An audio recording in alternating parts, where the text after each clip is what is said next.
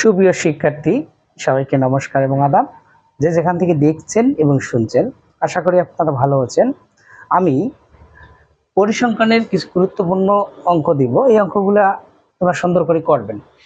প্রমাণ 1 নাম্বার হলো m greater than equal gm greater than equal hn। প্রমাণটি যত্ন সহকারে করবেন। প্রমাণ করো যে β2 greater than equal β1 plus 1। এটা হলো পরিঘাত। এটা হলো তৃতীয় অধ্যায়ের প্রমাণ। তৃতীয় অধ্যায়ের প্রমাণ, আর এটি হলো পঞ্চম অধ্যায়ের প্রমাণ। আর ফিশারের সূচক সংখ্যা হলো এটা শেষের অধ্যায়, সপ্তম অধ্যায়, আর এটা হলো আবার তৃতীয় অধ্যায়। ঠিক আছে, তাহলে এটা হলো ফিশারের সূচক সংখ্যাকে আদর্শ সূচক সংখ্যা বলা হয় কেন, অথবা ফিশারের সূচক সংখ্যা দুটি প্রমাণ করলে কিন্তু প্রমাণ হবে।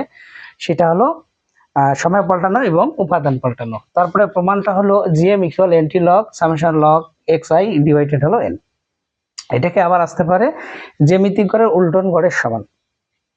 আবার 5 নাম্বারটা হলো দেয়া আছে 0 থেকে 8, 8 থেকে 16, 16 থেকে 24, 24 থেকে 32, 32 থেকে 40, 40 থেকে 48, 5, 7, 12, 20, 6, 2 হতে এম জিএম এইচএন।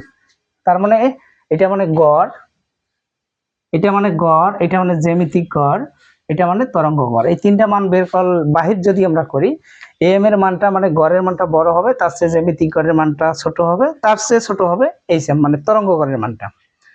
ঠিক ওইভাবে আমরা করব। 5 নাম্বার শেষ। 6 নাম্বার হলো এই অঙ্কটা আছে 50 থেকে 52, 53 থেকে 55, 56 থেকে 58, 59 থেকে 61, 62 থেকে 64, 5, 18, 42, 27, 8 হতে x bar plus minus MD এবং x bar plus minus sigma যে কোনো একটা থাকতে পারে। পরিসরগুলোর ভিত্তিতে শতকরা কতজন ছাত্র রয়েছে তা নির্ণয় করো।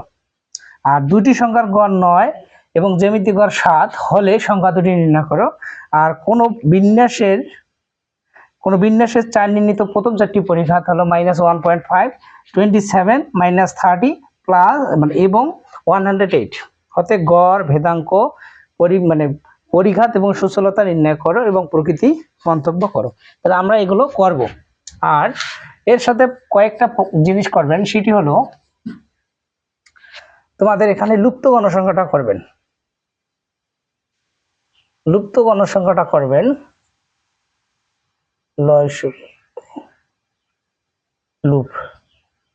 লুপ্ত গণসংখ্যা করবেন।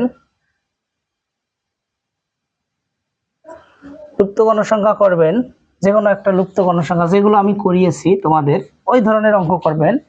লুপ্ত গণসংখ্যা অথবা যার যে বই আছে করে নেবেন। লুপ্ত গণসংখ্যা করবেন। তারপরে হলো ভুলের অঙ্কগুলো করবেন, যেগুলো সাজেশনে তোমাদের আছে। ভুলের অঙ্ক যত্ন সহকারে করবেন। ভুলের অঙ্ক, তাহলে লুপ্ত গণসংখ্যা করবেন, ভুলের অঙ্ক করবেন। ভুলের অঙ্ক আমি যেগুলো করিয়েছি বা তোমাদের যারা যে বই কিনেছেন তাদের ওখানে লুপ্ত গণসংখ্যা এবং ভুলের অঙ্ক দেয়া আছে, সেগুলো করবেন। আর সম্মিলিত করবেন, সম্মিলিত গড়, সম্মিলিত ভেদাঙ্ক, সম্মিলিত গড়, ভেদাঙ্ক এবং পরিমিত ব্যবধান এগুলো একটু করবেন। ঠিক আছে, তারপরে হলো তুলনার অঙ্ক করবেন। তুলনার অঙ্ক করবেন। তুলনার অঙ্কটা হলো কে ভালো, কে অধিক অন্যের চেয়ে তুলনায় বেশি ভালো, এই ধরনের অঙ্কগুলো করবেন। ঠিক আছে, তাহলে লুপ্ত গণসংখ্যা করবেন, ভুলের অঙ্ক করবেন, সম্মিলিত গড়, সম্মিলিত ভেদাঙ্ক বা পরিমিত ব্যবধান করবেন, তুলনার গড় করবেন।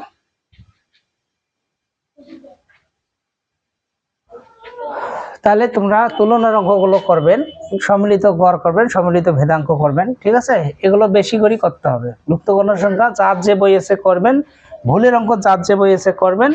আর যারা আমার কাছে প্রাইভেট পড়ছে তারা তো আমি ওইগুলোই করাই দিছি। আর সম্মিলিত গড়, পরিমিত ব্যবধান করবেন, আর হলো তুলনার অঙ্ক করবেন। ঠিক আছে, আশা করি এগুলো করলে সমস্যা হওয়ার কথা নয়। যেগুলো নিয়ম দিয়েছি এবং যে অঙ্কগুলো তোমাদের করিয়েছি শুধু যত্ন সহকারে করবেন। আর একটা শেষ হলো কি, তোমাদের কিছু থিওরি আসবে। থিওরিগুলো তোমরা 20 সাল, 20, 21 আর হলো যেহেতু 22 সালটা, তাহলে 20-21 করা লাগবে, 23-এর করার দরকার নেই। আর হলো 22, এই সাল তিনটা থিওরি গুলো করবেন গুরুত্ব সহকারে। 20-21-22, 20-21-22-এ যে থিওরি গুলো আছে সেগুলো একটু বেশি করে করবেন, আর এর বাইরে করার দরকার নেই। তো ঠিক আছে, তোমাদের পরীক্ষা ভালো হোক, সুন্দর হোক, এই কামনায়।